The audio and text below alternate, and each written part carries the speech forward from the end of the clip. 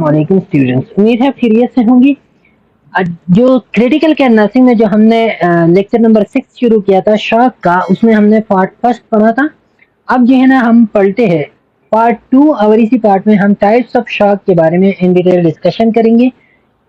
इसी में जो है ना हम पढ़ेंगे ऑब्स्ट्रक्टिव शॉक क्या है, फिर जो है ना डिस्ट्रीब्यूटिव शॉक, फिर जो है ना कार्डियोजेनिक शॉक और फिर जो है ना हाइपोवोलेमिक शॉक को जो है ना हम इन डिटेल में डिस्कस करने की कोशिश करेंगे। ओके। अच्छा, सबसे पहले जो शॉक, ये डिफरेंट टाइप्स ऑफ शॉक है, हाइपोवोलेमिक है, कार्डियोजेनिक है, ऑब्स्ट्रक्टिव है, डिस्ट्रीब्यूटिव शॉक है। अब इसके ये तो हम बाद में जो है ना डिटेल में वन बाय वन पढ़ते हैं, लेकिन जनरल सिम्टम जो है ना आपने सिर्फ ओवरव्यू करना है कि हार्ट रेट जो है ना ये चारों में जो है ना हार्ट रेट इंक्रीज होता है, सिर्फ न्यूरोजेनिक शॉक में जो है ना हार्ट रेट वो क्या होता है, वो डाउन होता है। ओके। अच्छा, अब जो जिगुलर वेनस प्रेशर है, तो ये जिगुलर वेनस प्रेशर जो है ना अलावा हाइपोवोलेमिक शॉक में ये डाउन होता है जिगुलर वेनस प्रेशर। बाकी तीनों में जो है ना जिगुलर वेनस प्रेशर जो है ना वो क्या होता है, वो इंक्रीज होता है। अच्छा, फिर जो है ना पेरिफेरीज जो है ना इन तीनों की, पहली तीनों की हाइपोवोलेमिक, कार्डियोजेनिक एंड ऑब्स्ट्रक्टिव की पेरिफेरी जो है ना वो क्या होते हैं, वो कोल्ड होते हैं। लेकिन डिस्ट्रीब्यूटिव में क्योंकि उधर वेसोडाइलेशन होता है और ज्यादातर ब्लड जो है ना वो पेरिफेरीज में अकोमोलेट होते हैं, तो इसी वजह से इसका पेरिफेरी क्या होता है, वो वार्म होते हैं। ओके। ये शॉर्ट ओवरव्यू था। अब हम इन डिटेल में वन बाय वन टाइप जो है ना वो पढ़ते हैं। सबसे पहले जो टाइप है वो है हाइपोवोलेमिक शॉक। हाइपोवोलेमिक शॉक में क्या होता है, इस शॉक में is an emergency condition in which, जैसे कि नाम से आपको मालूम है कि इधर hypo mean low and volemic mean volume, तो इधर जो है ना ब्लड का वॉल्यूम कम बढ़ जाता है। Hypovolemic shock is an emergency condition in which severe blood or other fluid loss makes the heart unable to pump enough blood to the body। अब इधर या तो ब्लड बहुत ज्यादा कम हो जाता है या अदर फ्लूइड जैसे कि प्लाज्मा वगैरह है, तो वो बहुत ज्यादा जो है ना वो कम होता है, और इसी की वजह से हार्ट जो है ना वो क्या करते हैं, वो बॉडी को ब्लड का सप्लाई पूरा नहीं कर सकता। इधर आता है वॉल्यूम फेलियर आ सकता है। वॉल्यूम फेलियर का मतलब ये कि हेमरेज हो गया या जो है ना इंटेस्टाइनल ब्लीडिंग हो गया या कोई एक्सीडेंट हो गया, इसकी वजह से ब्लड लॉस हो गया, तो ये क्या होता है, इसी ब्लड लॉस की वजह से जो है ना वॉल्यूम कम पड़ जाता है। और disparity between volume and capacity of blood, दूसरा जो है ना वॉल्यूम और कैपेसिटी ऑफ ब्लड के दरमियान डिस्पेरिटी आता है, डिफरेंसेस आता है। किस तरह, वॉल्यूम जो है ना वो simple blood volume, capacity of blood क्या होता है कि वेसल में जितना ब्लड एकमुलेट होता है, जितना ब्लड जो है ना वेसल्स को फिल करता है, तो वो कैपेसिटी जो है ना वो क्या होते हैं, वो दोनों, it is not enough blood volume, there is not enough blood volume to fill the blood vessels, तो ब्लड वॉल्यूम जो है ना वो कम पड़ जाता है और ब्लड वेसल जो है ना वो क्या होते हैं, ब्लड वेसल की कैपेसिटी जो है ना वो पूरा नहीं हो रहा होता। ओके। तो डिस्पेरिटी जो है ना इधर प्रोड्यूस होते हैं, दोनों जो है ना मेंटेन नहीं हो पा रही होती। अच्छा, more than 50% of fluid loss, और ये कब जो है ना ये अकर होता है हाइपोवोलेमिक, जब फ्लूइड लॉस जो है ना वो 15% जो है ना वो फ्लूइड लॉस ज्यादा हो, तो फिर जो है ना हाइपोवोलेमिक शॉक की तरफ इंसान जाता है। ओके। अच्छा, अब जो है ना इनको डिवाइड की गई है टू टाइप्स में, एक को हम कहते हैं हेमोरेजिक शॉक और दूसरी को हम कहते हैं non haemorrhagic shock. Haemorrhagic shock में ब्लड लॉस होता है, और ये दो टाइप्स की ब्लड लॉस होते हैं, एक एक्सटर्नल ब्लीडिंग होता है, दूसरा होता है इंटरनल ब्लीडिंग। एक्सटर्नल ब्लीडिंग जो विजिबल ब्लीडिंग होता है, जो ट्रामा की वजह से आकर होते हैं, या जीआई ट्रैक का जो है ना ब्लीडिंग हो गया, या पोस्टमार्टम हेमोरेज हो गया, जो चाइल्ड बर्थ के बाद जो ब्लीडिंग होता है, तो वो पोस्टमार्टम हेमोरेज हो गया, तो ये एक्सटर्नल ब्लीडिंग है। इंटरनल ब्लीडिंग में जो विजिबल नहीं होता, एक्सटर्नली विजिबल नहीं होता, जैसे कि हेमोथोरैक्स का ब्लीडिंग है। हेमोथोरैक्स मीन कि चेस्ट कैविटी जो है ना उधर ब्लड एकमुलेट हो गया, या जो है ना रप्चर ऑर्टिक एनोरिज्म है। ऑर्टिक एनोरिज्म जो है ना वो क्रिएट हुआ है, आर्टा में वेसल जो है ना वो क्या हो गया है, वो बल्जिंग आउट हो गया है, और वो बल्जिंग आउट वेसल जो है ना वो क्या हो गया, वो टीयर हो गया, वो रप्चर हो गया, तो इसी की वजह से इंटरनल ब्लीडिंग शुरू होते हैं। Rupture ectopic pregnancy, ectopic pregnancy वो प्रेगनेंसी जो यूटेरस की आउटसाइड जो है ना वो इम्प्लांट होते हैं, कि और ऑर्गन में जो है ना इम्प्लांट होते हैं यूटेरस के अलावा, तो वो प्रेगनेंसी जो है ना वो जब रप्चर होते हैं, तो उसी की वजह से भी ब्लड तो बाहर नहीं आ रहा, लेकिन अंदर जहाँ पे जो है ना वो प्रेगनेंसी इम्प्लांटेशन हुआ है, तो उधर जो है ना क्या करते हैं, उधर ब्लीडिंग होते हैं। ओके, तो ये क्या है, ये हेमोरेजिक शॉक है जो ब्लीडिंग की वजह से होते हैं। नॉन हेमोरेजिक जो ब्लीडिंग के अलावा जो दूसरी फ्लूइड्स है जैसे कि प्लाज्मा वगैरह है, उसी की वजह से जो शॉक होता है, तो उसको हम कहते हैं नॉन हेमोरेजिक शॉक। जैसे कि लॉस ऑफ प्लाज्मा है, बर्न हो गया, या जो है ना एक्सफोलिएटिव डर्मेटाइटिस है, मीन की स्किन जो है ना उसको इन्फेक्शन हो गया है, severe inflammation of the skin है, और उसमें जो है ना ब्लड के अलावा दूसरी फ्लूइड के लॉस हो गए, प्लाज्मा का लॉस हो गया, तो ये नॉन हेमरेजिक है। Loss of fluid and electrolyte बहुत ज्यादा वो लॉस हो गई, तो फिर जो है ना उसी की वजह से जैसा कि एक्सटर्नल, वो भी एक्सटर्नल इंटरनल होते हैं। External fluid loss, electrolyte loss जो है ना वो डायरिया में होता है, वोमिटिंग में होता है, फुल यूरिया, बहुत ज्यादा यूरिन जो है ना वो रिलीज हो गई, यूरिया एक्सेसिव स्वीटिंग हो गया, या डायबिटिक कीटोएसिडोसिस है, तो इसी की वजह से फ्लूइड एंड इलेक्ट्रोलाइट लॉस बहुत ज्यादा होता है। इंटरनल में एसाइटिस में, एब्डामिन में जो है ना फ्लूइड एक्यूमुलेट हो गया, बावल ऑब्स्ट्रक्शन हो गया, बावल ऑब्स्ट्रक्शन की वजह से एक तो नाजिया वोमिटिंग भी आता है, और दूसरा जो है ना बाउल ऑब्स्ट्रक्शन की वजह से जो है ना फिर फ्लूइड एब्जॉर्ब नहीं होता, फ्लूइड जो है ना वो क्या होता है, वो बॉडी एब्जॉर्ब नहीं कर सकता बाउल ऑब्स्ट्रक्शन की वजह से। एक्यूट पेंक्रियाटाइटिस है, एक्यूट पेंक्रियाटाइटिस में क्या होता है, एक तो वोमिटिंग, नाजिया वोमिटिंग होता है पेन की वजह से, दूसरा जो है ना इसी पेंक्रियाटाइटिस में एंजाइम रिलीज होते हैं, वो एंजाइम जो है ना टिश्यू को डैमेज करते हैं, ब्लड वेसल को डैमेज करते हैं, और ब्लड वेसल और टिश्यू के डैमेज की वजह से जो है ना जो सराउंडिंग कैविटीज होते हैं, तो उस कैविटी में जो है ना फिर फ्लूइड लीकेज हो जाता है, तो इसी को हम फिर क्या कहते हैं, इसी को हम कहते हैं नॉन हेमोरेजिक शॉक। ओके, अच्छा अब इसकी प्रेजेंटेशन जो है ना वो क्या क्या है, हाइपोवोलेमिक शॉक की प्रेजेंटेशन मीन कि इसके सिम्टम्स क्या है, एक तो हाइपोटेंशन, सब में हाइपोटेंशन होगा, दूसरा जो है ना फ्लैट नेक वेन्स है, फ्लैट नेक वेन मीन की जुगुलर प्रेशर जो है ना इधर डाउन होगा। Q, in a healthy individual laying at a 45-degree angle, the jugular veins should be slightly distended. Normally, blood fills the veins in the neck. Okay? तो अब जो है ना ये क्या होता है, जो 45 डिग्री एंगल पे वो होता है ना, पेशेंट या क्लाइंट जो है ना वो पड़ा रहता है, तो 45 डिग्री एंगल पे उसका ये जो जुगुलर वेन है, ये स्लाइटली डिस्टेंडेड होगा normally. Normally blood cells the veins in the neck, तो ये जो है ना नॉर्मली ये क्यों डिस्टेंड होता है, क्योंकि इधर जो ब्लड होता है वो इस जुगुलर वेन को फेल करते हैं, जब ये फेल होते हैं तो 45 डिग्री एंगल पे ये थोड़ा सा डिस्टेंडेड होता है, थोड़ा सा डिस्टेंडेड होता है। ओके, लेकिन during the hypovolemic shock blood है नहीं, जब ब्लड नहीं होता तो फिर जो है ना वो ब्लड वहाँ वेन फेल नहीं करता, जब वेन फेल नहीं होता तो इसी की वजह से ये जो वेन है, ये जुगुलर वेन है, ये फ्लैट हो जाता है, क्या होता है, फ्लैट होता है, और बाकी में जो है ना ब्लड प्रेशर इंक्रीज होता है, तो इसी की वजह से वो जो है ना वो हम बाद वाले टाइप में फिर डिस्कस करते हैं। अच्छा, फिर रैपिड एंड शैलो रेस्पिरेशन होता है, टिकिकार्डिया होता है due to reduce blood flow and respiration become shallow and less effective. अब जो है ना इधर रैपिड रेस्पिरेशन रैपिड बन जाता है, क्यों, क्योंकि ब्लड फ्लो रिड्यूस हो गया, तो टिकिकार्डिया अब आता है, ये इसकी कंपेंसेटरी मैकेनिज्म, जैसा कंपेंसेटरी मैकेनिज्म आता है ये टिकिकार्डिया हो जाता है। लेकिन रेस्पिरेशन जो है ना वो क्या होता है, इधर रैपिड होता है लेकिन शैलो रेस्पिरेशन होता है, क्यों, respiration become shallow and less effective बन जाता है, रेस्पिरेशन क्या हो जाता है, वो शैलो बन जाता है, सरफेस रेस्पिरेशन जैसा कि डीप रेस्पिरेशन नहीं होता, और जल्दी जल्दी से जो है ना सांसें लेने की कोशिश की जाती है, लेकिन वो शैलो बन जाता है, लेस इफेक्टिव बन जाता है। ओके, अच्छा, rapid and thread pulse, week pulse होते हैं, थ्रेड का मतलब ही वीक पल्स होते हैं, और थ्रेड रैपिड हो जाते हैं। ओके, रैपिड पल्स टेकिकार्डिया, क्योंकि ब्लड वॉल्यूम लो हो गया, तो अब नीड है किस चीज की, ब्लड की, आर्गन को नीड है, तो वो क्या करते हैं, हार्ट कंट्रैक्टिलिटी इंक्रीज करता है, लेकिन फुल कंट्रैक्ट नहीं होता।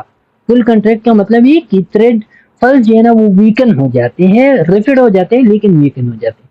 कूल इन साइनोटिक एक्सट्रीमिटीज होते हैं, एक्सट्रीमिटी जो है ना वो कूल हो जाते हैं और साइनोटिक हो जाते हैं, क्यों, क्योंकि ब्लड फ्लो जो है ना उधर क्या होते हैं, कंप्रोमाइज हो जाते हैं, और ब्लड फ्लो जो है ना वो वाइटल ऑर्गन की तरफ आ जाते हैं, तो इसी वजह से जो है ना वो एक्सट्रीमली साइनोटिक हो जाते हैं। ओलिगोयूरिया होता है, क्यों?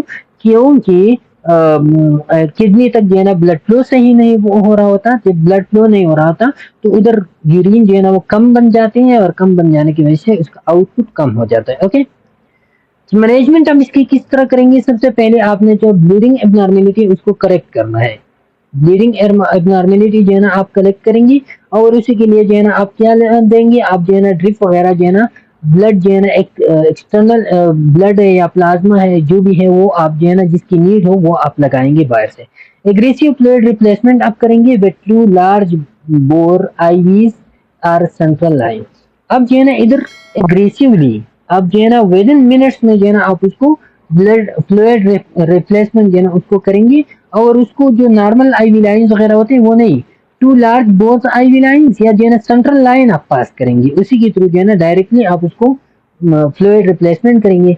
पॉजिटिव एनोट्रॉपिक्स, पॉजिटिव एनोट्रॉपिक्स जो है ना वो देंगे increase the force of contraction and to pump effectively. Force of contraction जो है ना ये इंक्रीज करता है, जैसा कि डोपामिन वगैरह है, ये आइनोट्रॉपिक्स होते हैं। तो ये क्या करते हैं, ये जो है ना हार्ट कंट्रैक्शन को इंक्रीज करते हैं और पंप को जो है ना वो इफेक्टिव बनाता है, एफिशिएंट बनाता है। एंटी डायरियल जो है ना, डायरिया इस वक्त जो है ना वो अकर होते हैं, अगर डायरिया हो उसी की वजह से जो है ना शॉक आता है, फ्लूइड इलेक्ट्रोलाइट लॉस होता है, तो एंटी डायरियल देंगी। वोमिटिंग की वजह से एंटीएमेटिक्स देंगी। डायबिटिक एज कीटो एसिडोसिस की वजह से फ्लूइड इलेक्ट्रोलाइट लॉस होता है, तो फिर अपने इंसुलिन देने हैं। और वेसोप्रेसर्स आपने देने हैं, किस चीज के लिए? ताकि ब्लड वेसल जो है ना वो नैरो हो जाए और ब्लड प्रेशर जो है ना वो क्या हो जाए, इंक्रीज हो जाए। तो ये हाइपोवोलेमिक शॉक की मैनेजमेंट है। ओके, अच्छा, नर्सिंग इंटरवेंशन आप क्या प्रोवाइड करेंगे? हम नर्सिंग इंटरवेंशन में सबसे पहले आपने ब्लड एंड फ्लूइड सेफ्ली जो है ना वो एडमिनिस्टर करनी है। वाइटल साइन रेगुलरली आपने मॉनिटर करनी है। Positioning of the patient to increase blood supply to the heart and brain. Blood supply heart and brain को जब आप इंक्रीज करेंगे तो उसके लिए आपको पेशेंट को पोजीशन, और वो जो है ना वो मोस्ट इफेक्टिव पोजीशन कौन सा होता है? ट्रेंडल और बर्ग पोजीशन, जिसमें जो है ना लेग्स एलिवेट होते हैं, तो इसी की वजह से ब्लड फ्लो जो है ना वो वाइटल ऑर्गन हार्ट ब्रेन की तरफ आते हैं। Comfort and explanation to the patient जो है ना पेशेंट को आप एक्सप्लेन करेंगे, कंफर्ट मेजरमेंट आप उसको प्रोवाइड करेंगे, और ऑक्सीजन जो है ना आप उसको एडमिनिस्टर करेंगे ताकि उसकी जो ऑक्सीजन रिक्वायरमेंट्स होते हैं तो वो क्या हो, वो फुलफिल हो। ओके, तो ये क्या था? ये था हाइपोवोलेमिक शॉक। अब इसके बाद दूसरा जो शॉक है वो है कार्डियोजेनिक शॉक। कार्डियोजेनिक शॉक में क्या होता है, इधर वॉल्यूम जो है ना वो सही होता है, लेकिन हार्ट जो है ना अपना काम सही नहीं कर रहा होता।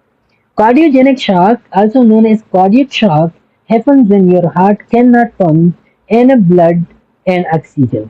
अब हार्ट की पंपिंग एबिलिटी जो है ना वो खराब होते हैं, और वो जो है ना वो ब्लड को सही तरीके से पंप नहीं करता, वो जो है ना ऑक्सीजन सही तरीके से पंप नहीं करता। तो वो जो पंप खराब होता है, तो पंप की खराबी की वजह से कार्डियोजेनिक शॉक जो है ना वो डेवलप होता है। Cardio mean heart, genic mean origin is from the cardiac, तो इसी की वजह से ये आता है। पंप फेलियर आता है। पंप फेलियर मीन के हार्ट मसल जो है ना वो वीकन हो जाते हैं, और वो इफेक्टिव फंक्शन जो है ना, इफेक्टिव पंपिंग जो है ना वो नहीं कर रहा होता। No disparity between volume and capacity of the blood.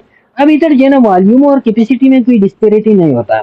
Volume और कैपेसिटी मीन की ब्लड वॉल्यूम जो है ना वो सही है, और ब्लड की फुलफिलिंग के लिए वॉल्यूम अवेलेबल है, लेकिन हार्ट जो है ना वो काम नहीं कर रहा। हार्ट जो है ना वो ब्लड को पंप नहीं कर रहा, तो इसी की वजह से कोई डिस्पेरिटी नहीं होता between volume and capacity. Capacity जो है ना वो वही की वही कैपेसिटी, पुरानी कैपेसिटी है, ब्लड वॉल्यूम भी वही है, दोनों सेम है, लेकिन मसला आ गया इधर हार्ट में कि वो पंपिंग नहीं कर रहा। Okay, decrease cardiac output. अब इसमें जो मेन वो होता है ना कार्डियोजेनिक शॉक में, जिसको हम कहते हैं, तो इसमें कार्डिक आउटपुट जो है ना वो कम पड़ जाता है। पहले वाले में वो ब्लड वॉल्यूम कम पड़ जाता था, इधर जो है ना कार्डिक आउटपुट।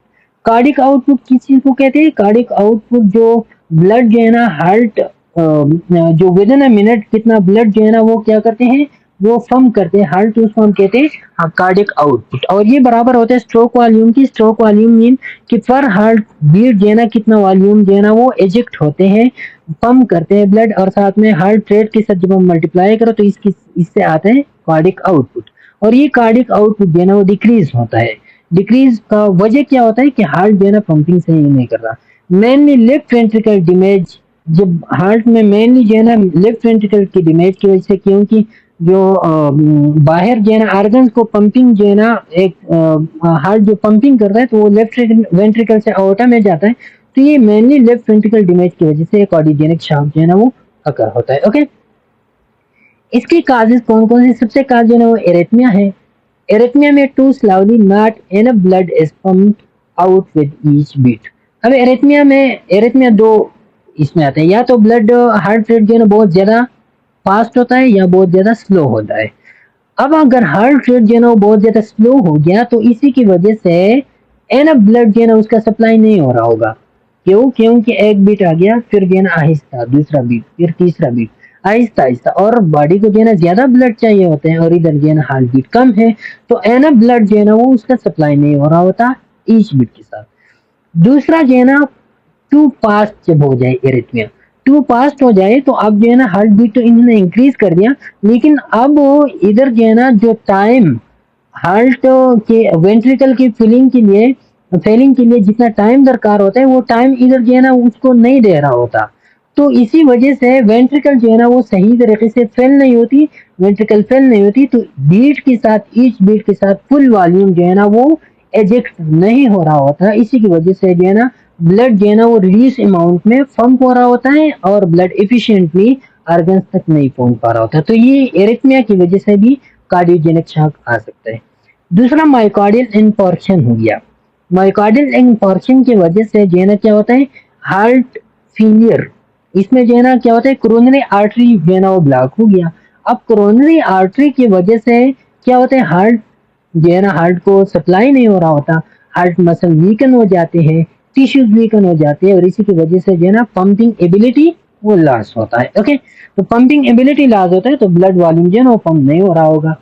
तीसरा जो है ना वो है मायोकार्डाइटिस। मायोकार्डाइटिस में हार्ट मसल इम्प्लेम्ड हो गई, वो वीकन हो गई, और overall function and pumping ability जो है ना वो क्या हो गया, वो अफेक्ट हो गया।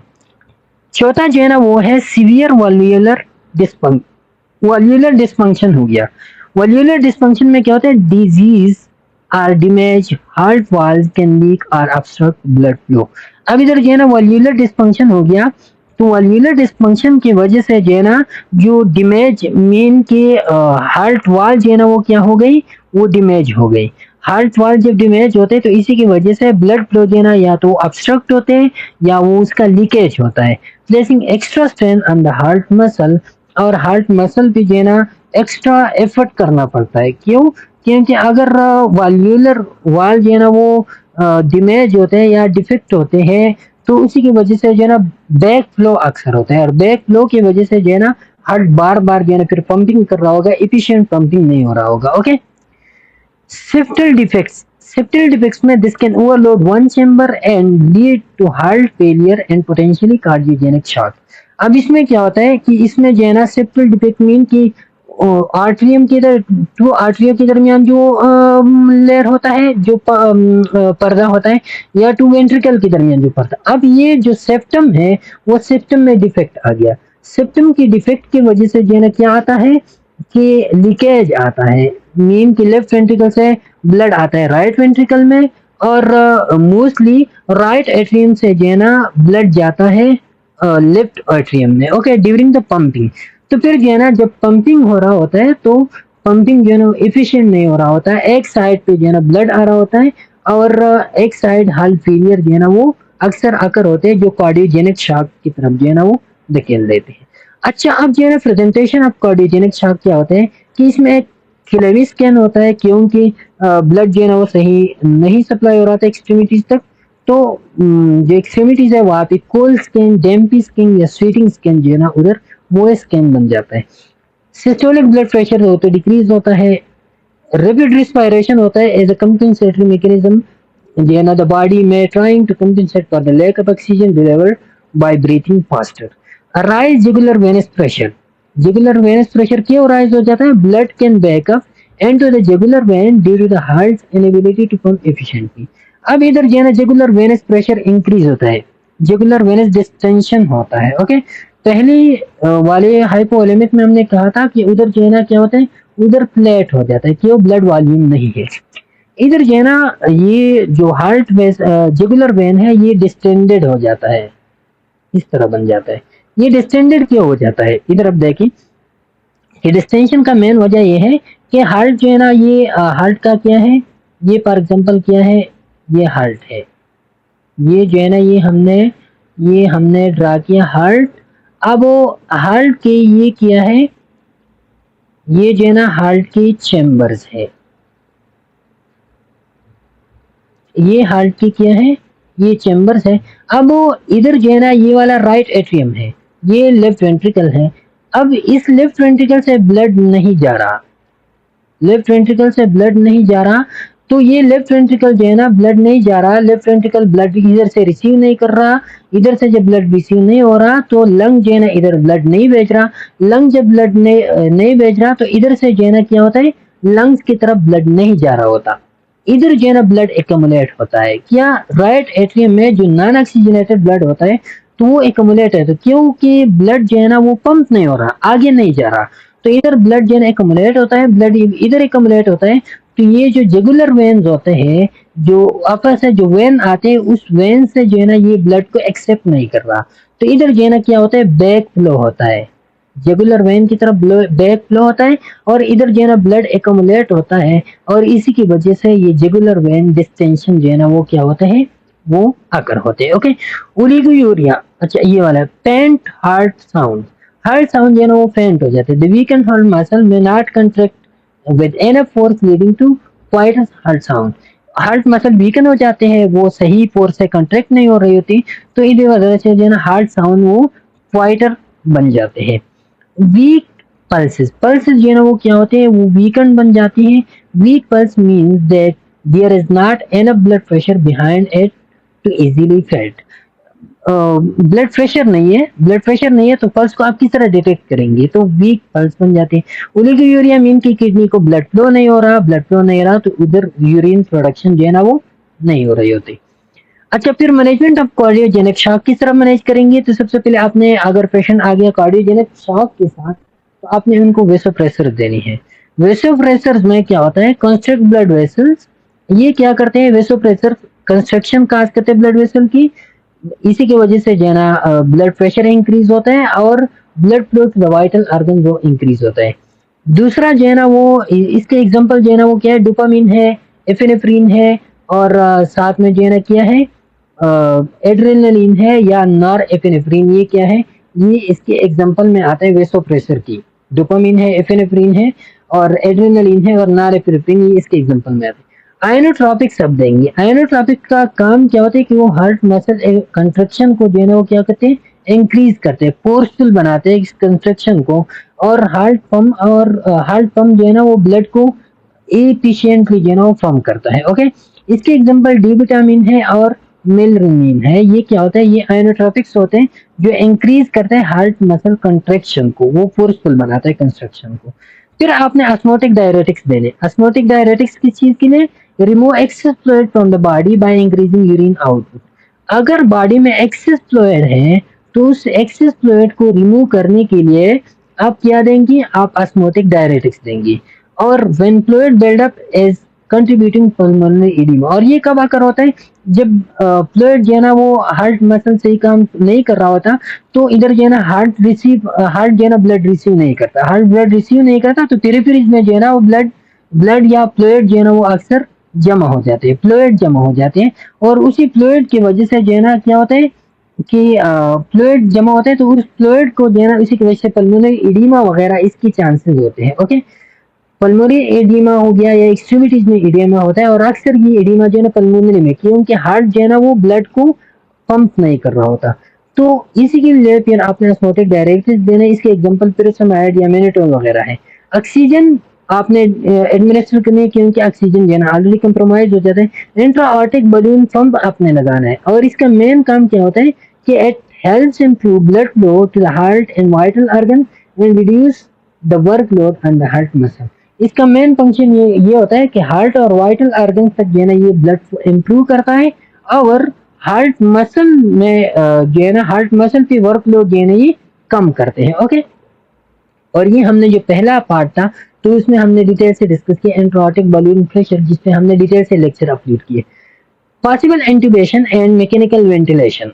अब वो आपने जो है ना क्या करना है, ऑक्सीजनेशन के लिए आप या तो इंट्यूबेशन करते हो, रिस्पिरेटरी डिस्ट्रेस को कम करने के लिए, ब्रीथिंग असिस्टेंस के लिए आप या मैकेनिकल वेंटिलेशन लगाते हो या इंट्यूबेशन, आप जो है ना वो डिपेंड करता है उस वक्त पे। ओके, तो इंट्राऑटिक बलून प्रेशर की हमने पहली जो लेक्चर हमने इसकी डिटेल से अपलोड किया है कि डायस्टोल में जो है ना ये इम्प्लेट होता है ये आईएबीपी, और सिस्टोल में जो है ना ये डिप्लीट हो जाता है, और इसी की वजह से जो है ना ये इम्प्रूव करता है blood flow toward the heart and toward the organs, और वर्कलोड जो है ना वो कम करते हैं। Okay, nursing intervention during the cardiogenic shock आपने कौन कौन से देने, monitor haemodynamic status of vital science, heart rate, blood pressure, respiratory rate, oxygen saturation, ये आप मॉनिटर करेंगे। एडमिनिस्टर मेडिकेशन एंड इंट्रावेनियस फ्लूइड आप जो है ना वो एडमिनिस्टर करेंगे। इंट्राऑटिक बलून फ्रॉम काउंटर पल्सेशन आप मेंटेन रखेंगे। किस तरह मेंटेन रखेंगे, उसके प्लेसमेंट को, उसकी फंक्शन को आप चेक करेंगे, और उसकी पोटेंशियल कॉम्प्लिकेशन जैसे कि ब्लीडिंग है या इंजर्शन साइट पे कोई इन्फेक्शन वगैरह, तो उसको आप कॉन्स्टेंटली मॉनिटर करेंगे। पोजीशन ऑफ द पेशेंट, अच्छा, comfort of the patient, provide emotional support and pain management to help elevate anxiety and discomfort. अब इधर जो है ना इमोशनल सपोर्ट भी ये प्रोवाइड करते हैं ताकि पेन मैनेजमेंट और एंजाइटी को रिमूव करने के लिए इमोशनल सपोर्ट और पेन मैनेजमेंट वगैरह जो है ना ये भी प्रोवाइड करेंगे, ये नर्सिंग इंटरवेंशन में आते हैं। ओके, तो ये थे दो टाइप्स हमने इसी वाले पार्ट में पढ़ी। इंशाल्लाह नेक्स्ट पार्ट में जो फिर ऑब्स्ट्रक्टिव शॉक होता है, जो दूसरा शॉक है, तो उसको देना हम इन डिटेल से डिस्कस करेंगे पार्ट 3 में इंशाल्लाह। तब तक के लिए इजाजत दीजिए, अल्लाह हाफिज।